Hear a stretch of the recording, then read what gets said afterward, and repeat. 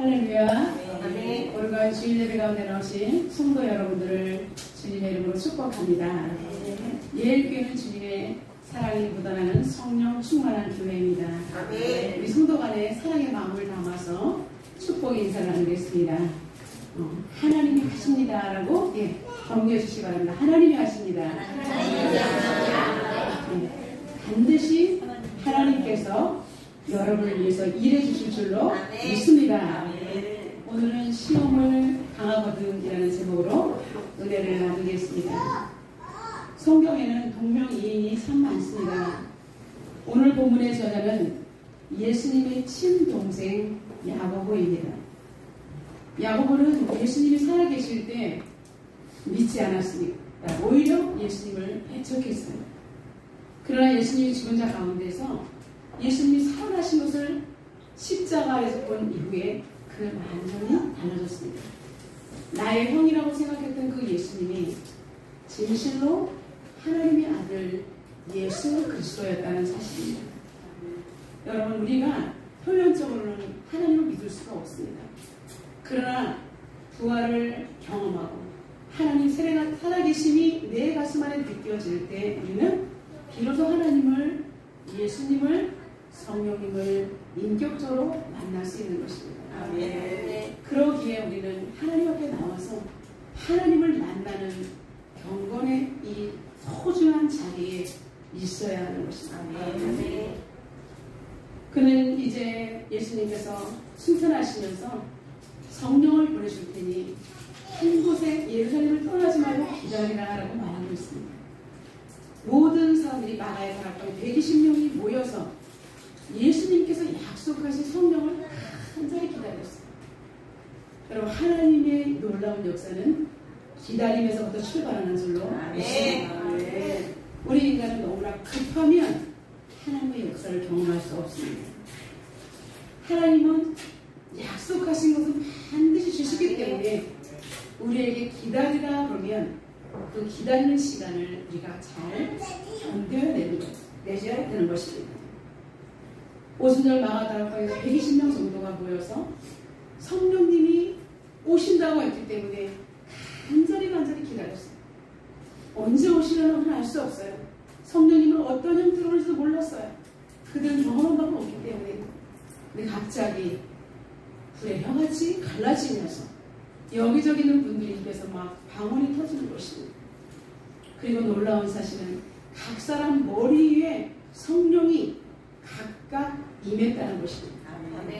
이 불이 임한 불이 폭발적으로 열화될 때 놀라운 성령의 불길이 예루살렘을 강타한 줄로 믿습니다. 하나님의 살아계심이 성령의 불로 인해서 예루살렘부터 전 세계로 번져가서 오늘날 우리에게까지도 그 성령의 불이 전달된 줄로 믿습니다.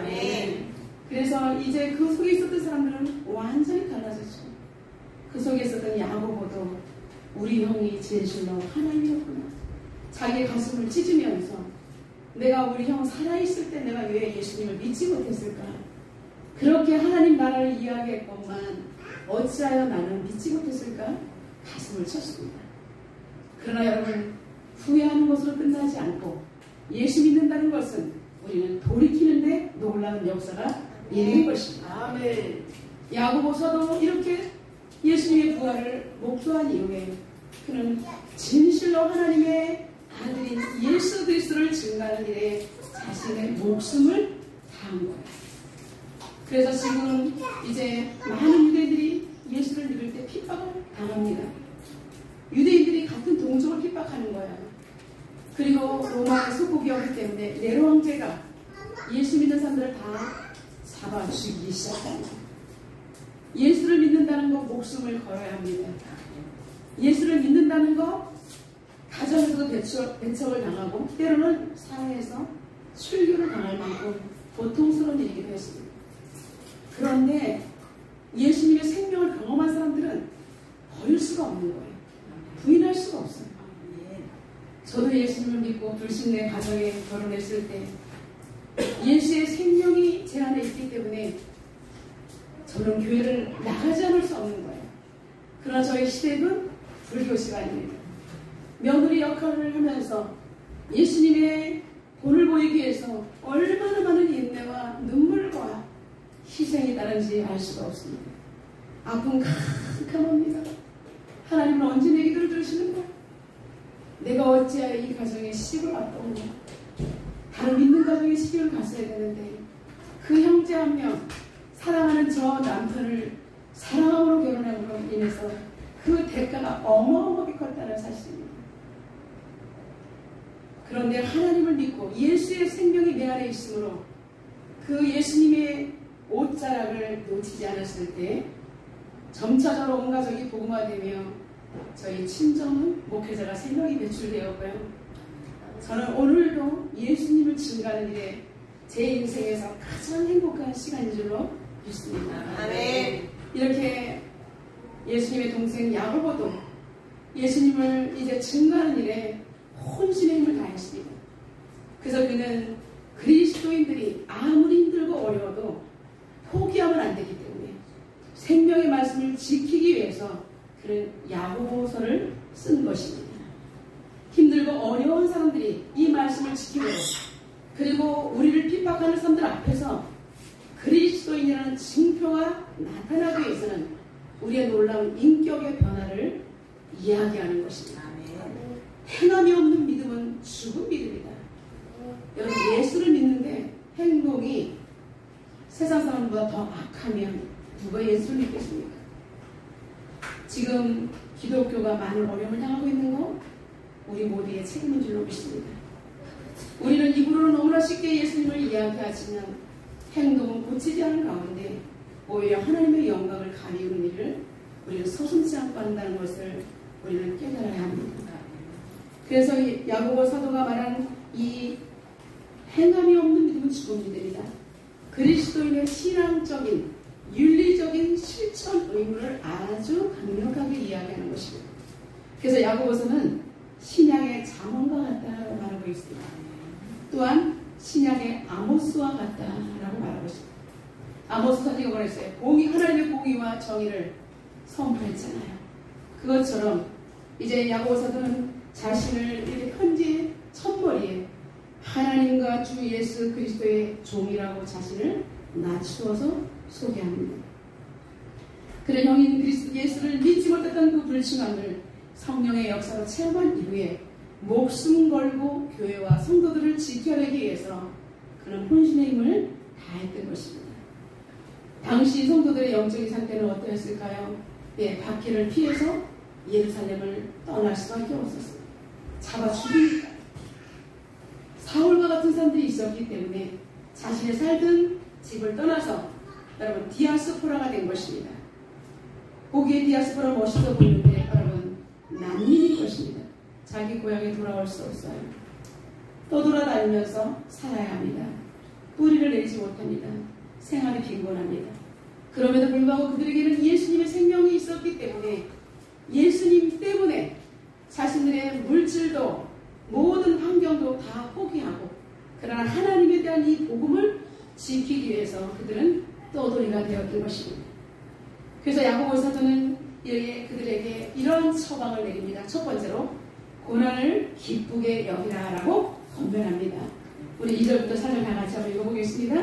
내 형제들아 너희가 여러 가지 시험을 당하거든 온전히 기쁘게 여기라.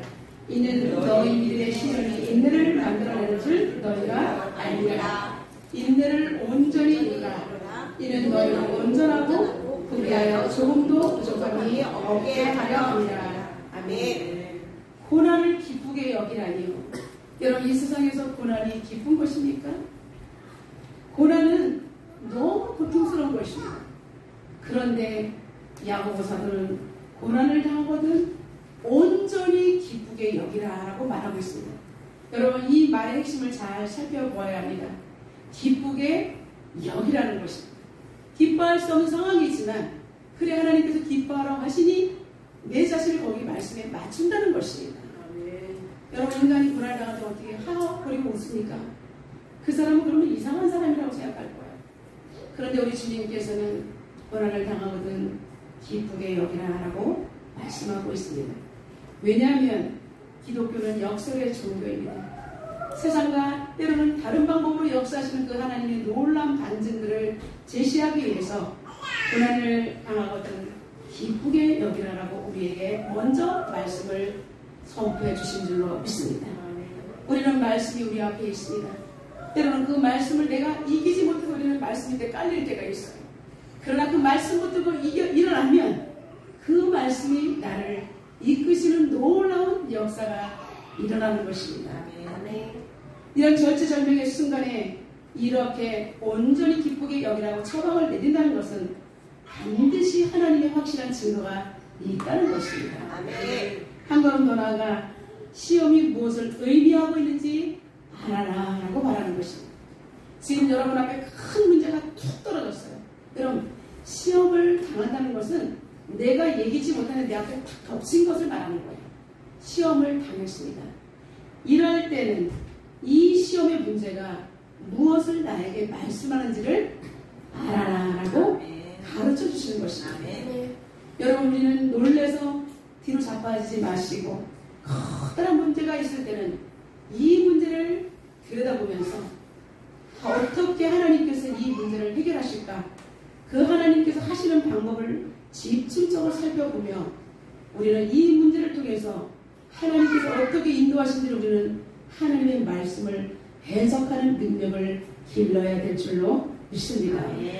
여러분, 구원받은 백성에게는 누구나 피해갈 수 없는 하나님의 훈련 과정이 있습니다.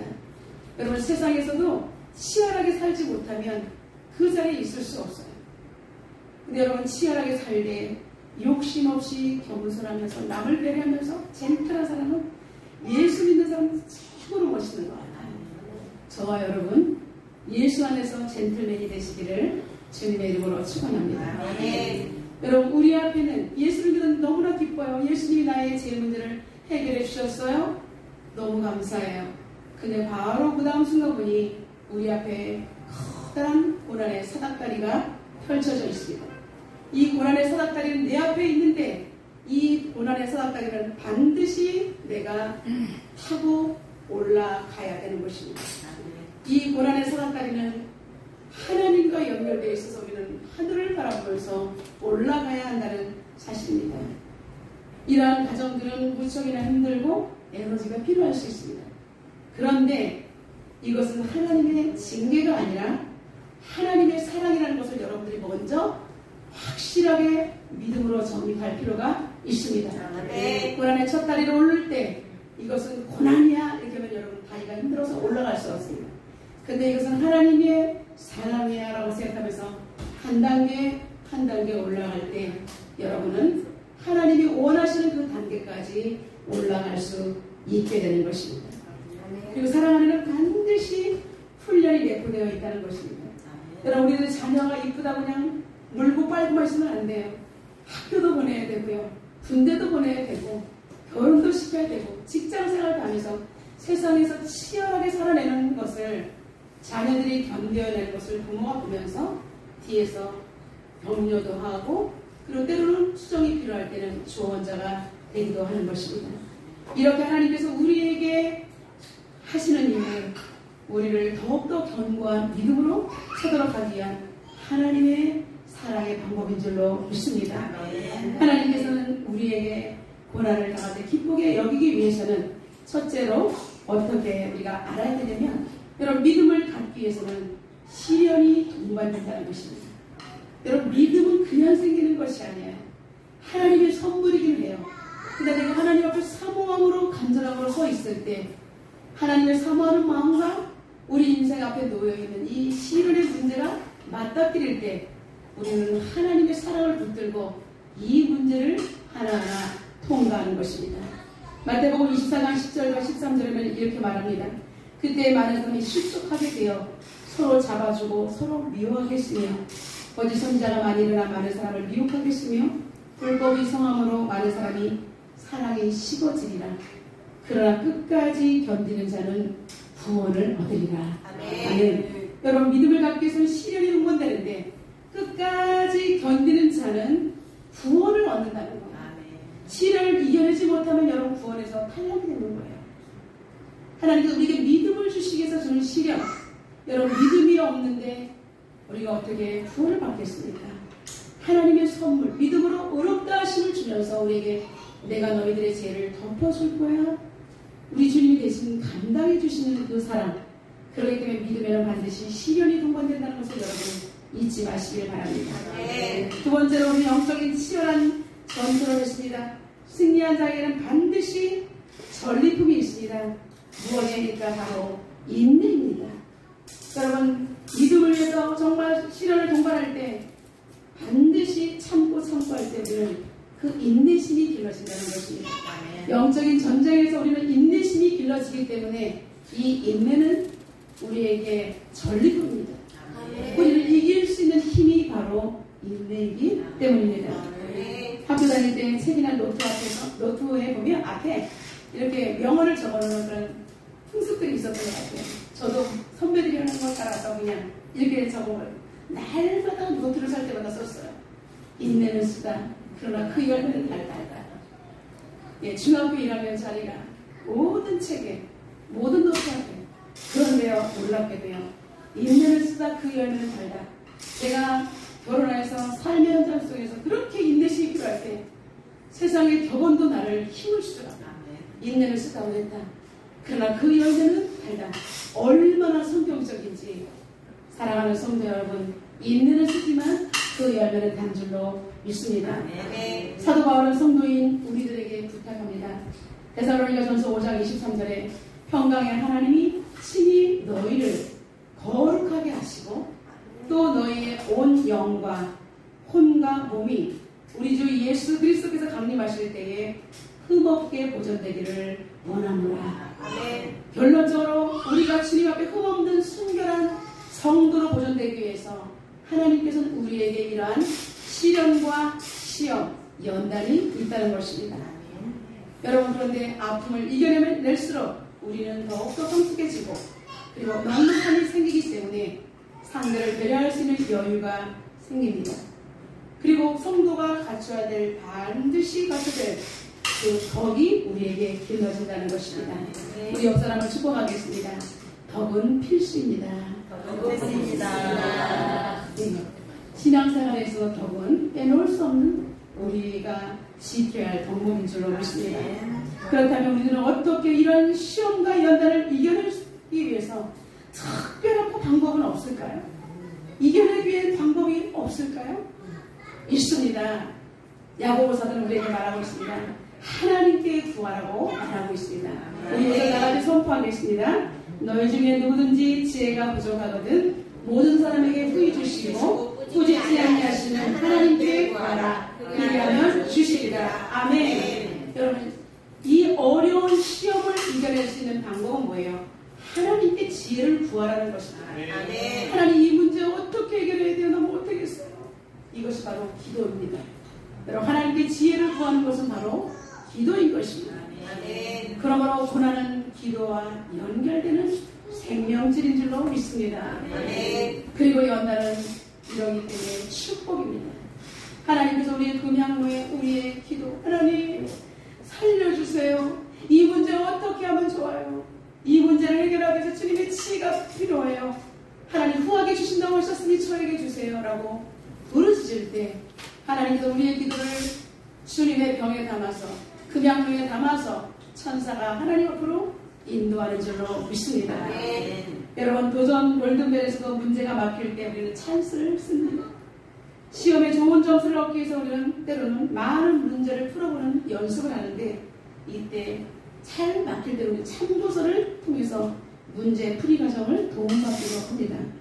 성도인 우리가 하나님의 뜻이 무엇인지를 잘 모를 때 분명히 깨닫게 하기 위해서 출제자의 의도를 깨닫기 위해서는 우리는 하나님께 지혜를 구해야 하는 것입니다.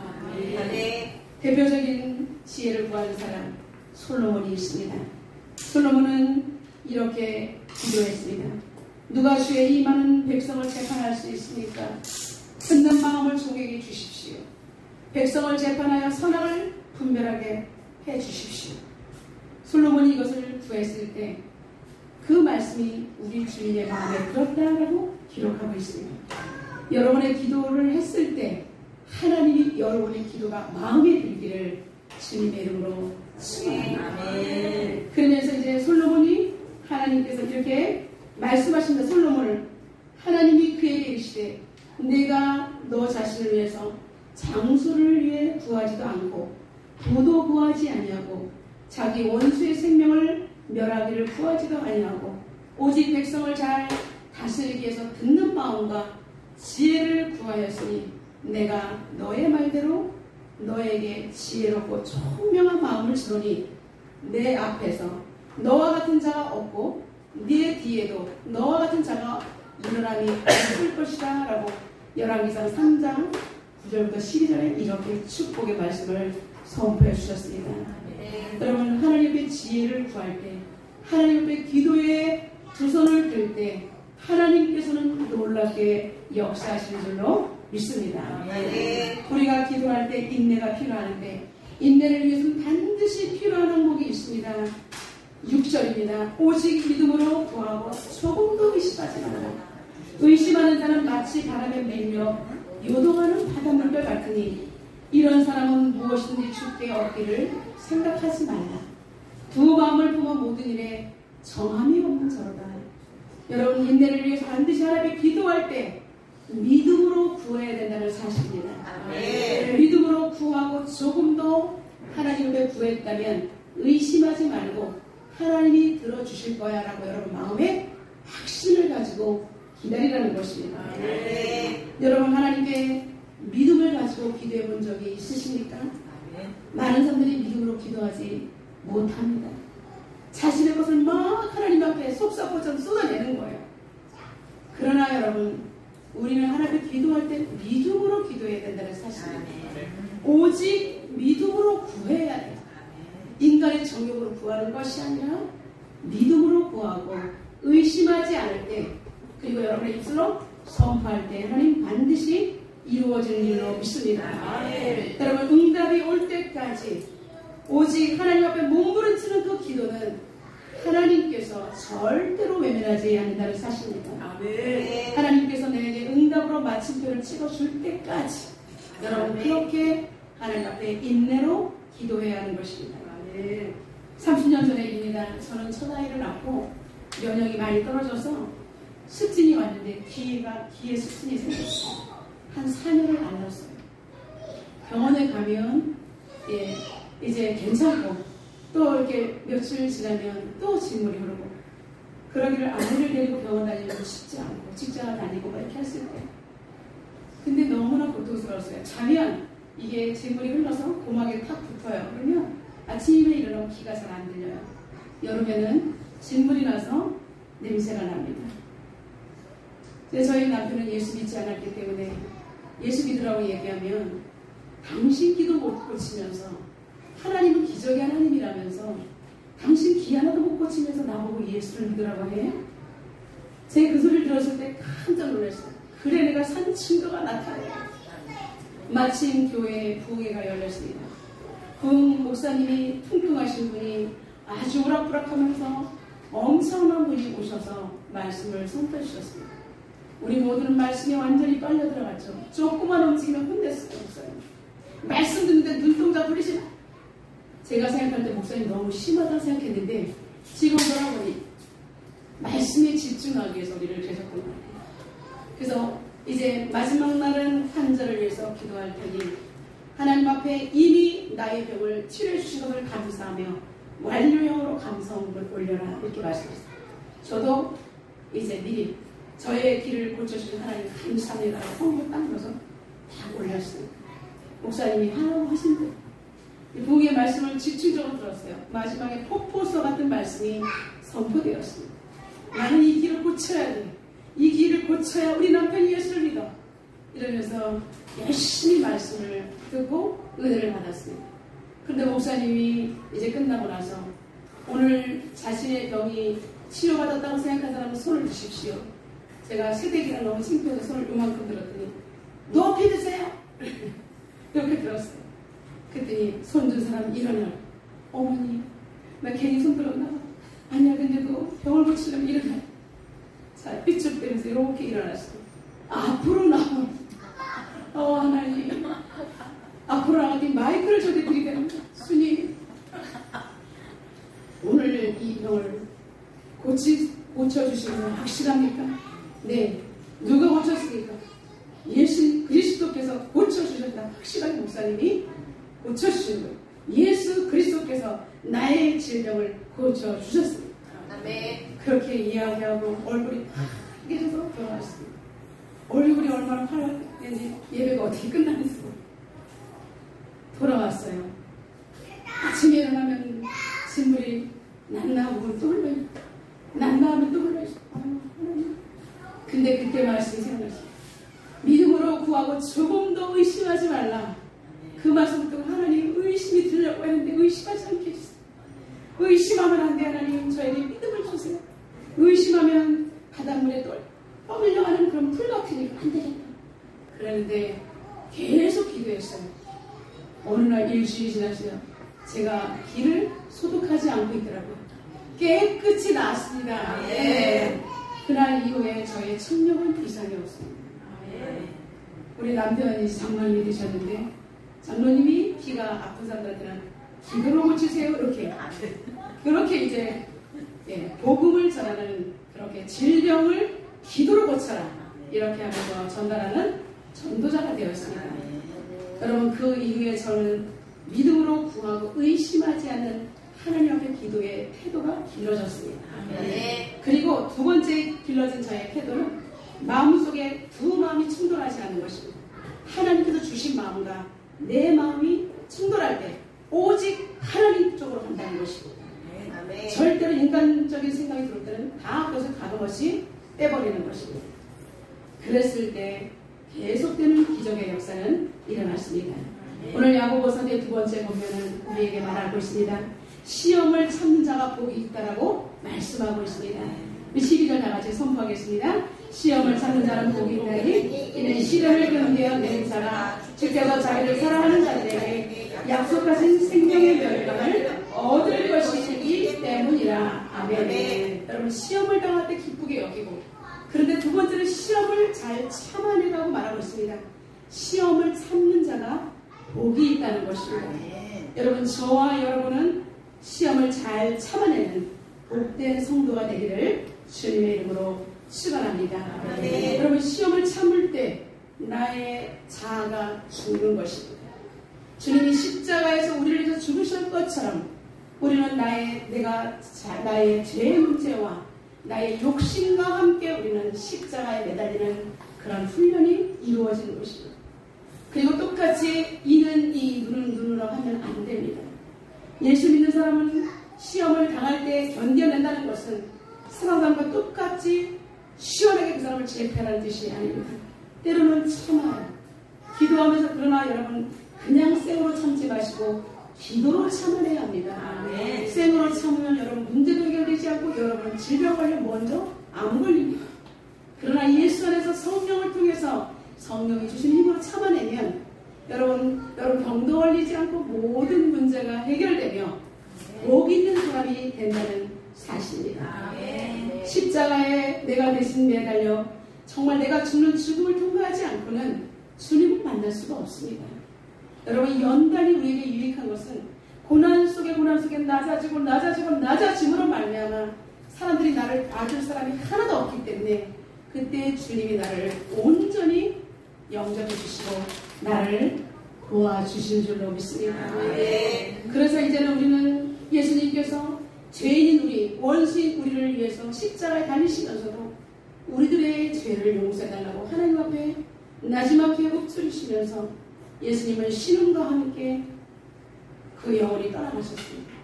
여러분 저와 여러분도 이제 문제 앞에 있을 때 예수님이 십자가에 달리시면서 내 문제를 해결하기 위해서 물 한 방울 피 한 방울 남기지 아니하시고 그리고 죽어가시면서도 하나님 저들이 알지 못하니 용서해 주십시오 라면서 작게 읊조리면서 예수님의 입에서 피가 흐르고 온몸에서 흘러내리는 그 피가 여러분의 심장을 감동할 때 여러분은 비로소 시험을 이기는 넉넉한 하나님의 사람이 되는 줄로 믿습니다.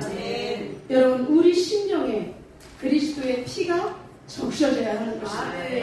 그럴 때 우리 심장은 다시 예수 그리스도의 심장으로 바뀌어서 영혼을 향해서 뛸 수가 있는 것이며 용서할 수 없는 사람 불쌍히 여기며 비로소 기도하는 하나님의 사람이 될 수 있는 것입니다. 아멘. 이런 고난 속에서 야고보서는 우리에게 말하고 있습니다. 우리가 시험 당하고 연단을 당할 때 마지막으로 너무나 조심해야 될 것은 내가 이런 일을 당할 때 이것은 하나님이 주신 거야 라고 말하지 말라는 것입니다. 우리 13절 다 같이 한번 읽어보겠습니다. 사람이 시험을 받을 때에 내가 하나님께 시험을 받는다 하지 말지 하나님은 악에게 시험을 받지도 아니하시고 친히 아무도 시험하지 아니하시니라. 아멘. 내가 무슨 죄를 져서 이런 일을 당해? 하나님 너무 아시지. 여러분 이런 말을 하지 말라는 것입니다. 이것은 여러분 하나님 앞에 우리가 책임을 돌리는 잘못된 하나님을 모독하는 언행인 것입니다. 14절에 이렇게 말합니다. 오직 각 사람이 시험을 받는 것은 자기 욕심에 끌려 미혹되는 것이다. 욕심이 잉태한 즉 죄를 낳고 죄가 장성한 즉 사망을 낳느니라. 내 형제들아 속지 말라라고 우리에게 일침을 하는 것입니다.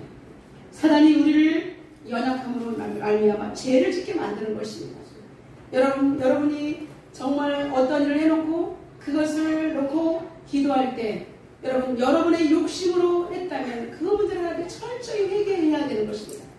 그러고 하나님 왜 나한테 이런 시련을 주세요? 이렇게 하나님께 탓을 하지 말라는 것입니다. 그렇기 때문에 여러분 여기에서 우리는 정확하게 알아야 될 것은 우리가 시험을 당하는 것은 지금 마지막에 오는 그 시험과 다른 시험이라는 것입니다. 그래서 성경에 지금 오늘 말씀해 보면 우리는 시험을 세 가지를 명확하게 알아야 하는 것입니다. 하나님이 우리를 믿음이 있는지 없는지 달아보시는 것은 하나님의 테스트입니다. 이 하나님의 저울은 나쁜 저울이 아닙니다. 우리는 이것을 시험이라고 말하기도 하지만 반드시 우리는 합격해야 되는 하나님의 저울 테스트입니다. 믿음이 있는가 없는가 반드시 우리는 믿음 있는 사람이 되어야 되겠죠. 그리고 우리를 하나님의 사람으로 만들기 위해서 나를 다듬어가는 과정 이것은 연단입니다. 두 번째 시험 바로 연단의 시험에 해당되는 거예요. 첫 번째, 두 번째는 하나님이 허락하시는 시험입니다. 그러나 사단이 우리에게 미끼를 주고 생각을 통해서 우리에게 정욕을 불어넣어서 내가 크게 사건을 터뜨리고 이 문제 해결하기 위해서 아이고 하나님 이렇게 하는 거는 사단에게 내가 미혹되어서 사단에게 점령당한 사단이 허락한 시험이라는 것입니다.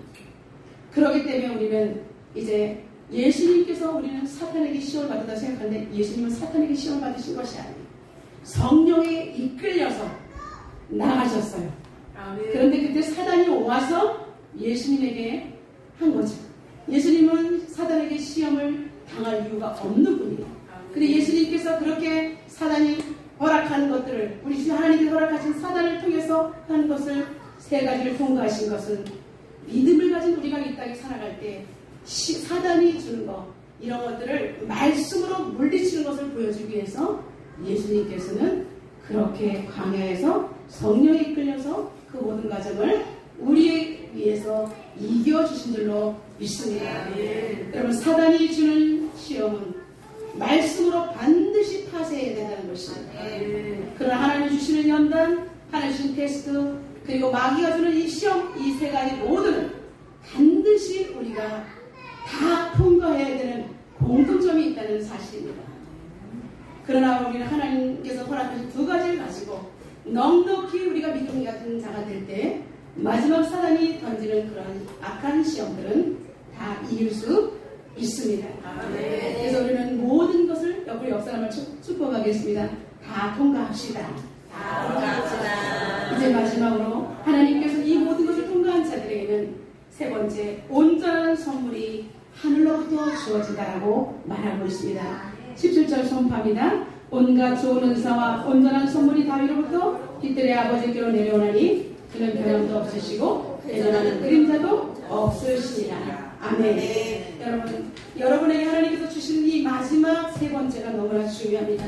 하나님이 주시는 것들은 바로 다 하늘로부터 내려온다는 사실입니다. 하나님의 약속의 말씀을 붙들고 끝까지 승리하는 저와 여러분 되시기를 주님의 이름으로 축원합니다. 이제 주 안에서 우리는 문제가 아니라 하나님께 나아가는 과정을 알고 넉넉히 이겨내시는 저와 여러분 되시기를 주님의 이름으로 축원합니다. 예일교회는 세상에서 원통한 자, 빚진 자, 괴로움을 가진 자, 모든 자들이 주님 앞에 와서 모든 문제를 해결받는 그런 안전한 아들남 예일 공동체가 되기를 주님의 이름으로 축원합니다. 오늘 이 시간 주님 주신 말씀 붙들고 기도하는 시간 갖도록 하겠습니다. 오늘 우리에게 주님께서는 말씀하십니다. 고난을 당하거든 이라고 야고보사도는 말씀하고 있습니다. 여러분, 우리 인생 가운데 고난이 있다는 것은 반드시 축복해야 되는 그런 과정인 줄로 믿습니다. 이 시간 성령 하나님, 이 모든 문제를 우리가 말씀 붙들고 이겨내게 달라고 통성으로 하나님 앞에 기도하겠습니다. 전능하신 하나님 감사합니다. 하나님 아버지, 오늘 우리에게 야고보서는 하나님 아버지, 너희가 고난을 당하거든 이라고 말씀하셨습니다. 고난을 당할 때 하나님 아버지 온전히 기쁨으로 여기라고 말씀하셨습니다. 하나님, 우리가 고난을 당할 때 기쁨으로 이겨내며 넉넉히 이기는 방법을 말씀하신 살아계신 하나님 아버지, 하나님을 찬양합니다. 성령의 조명하심으로 우리의 심령을 꿰뚫고 아버지 하나님, 이제는 고난은 우리에게 정말로 유익구나. 하나님, 이제는 피해가지 않고 정면 돌파할 생명의 말씀으로 새기게 하여 주시옵소서. 하나님, 고난을 당할 때 온전히 기쁘게 여기라. 주님, 나의 힘으로 되지 않습니다. 성령께서 함께 하시는 그 쌓인 붙들고 하나님, 주님, 나는 힘들지만 나는 무겁지만 온전히 기쁘게 여기겠습니다. 주님, 나는 기쁠 수 없으나 하나님의 선하신 계획을 알려주시는 주님의 음성을 듣겠습니다. 내 가슴을 쳐서 복종할 때 하나님 넉넉히 계시는 하나님 아버지 방법을 우리에게 가르쳐주신 그 하나님을 찬양합니다. 하나님, 우리를 올바른 길로 인도하시기 위해서 오늘 아름다운 소망들을 이루어주신 그 하나님 아버지는 고난을 아버지와 기도와 연결시키신 위대하신 우리 하나님을 찬양합니다. 하나님 아버지, 이제 주님이 허락하신 고난의 사닥다리 오다가 때로 지칠지라도 반드시 통과하시고 힘을 주시옵소서, 능력을 주시옵소서. 연단을 통과하면서 명품 성도로 거듭나게 하시고 우리에게 나타나는 것은 주님의 향기나는 하나님의 사랑이 되게 하여 주시옵소서. 오 하나님, 인도하여 주시옵소서. 전능하신 하나님, 약한 자를 강하게 하시고 그 길로 가리는 저희들을 생명을 길로 인도하시는 주님의 아름다운 계획을 찬양합니다. 믿음이 연약할 때는 보이지 않았던 것이 하나님의 말씀 붙들고 온전히 생명 다해 씨름할 때 하나님의 말씀이 눈에 보이고 해석되는 줄로 믿습니다. 주님, 이 고난의 사닥다리 반드시 통과하게 하시고 승리하게 하시고 내 뒤에 있는 믿음의 후배들이 하나님 아버지 주님을 닮는 복된 성도로 빚어지게 하여 주옵소서. 오늘도 아름다운 이름 성도로 세상에 파송되어 늘 승리하게 하여 주옵소서. 예수님의 이름으로 기도드리옵나이다. 아멘.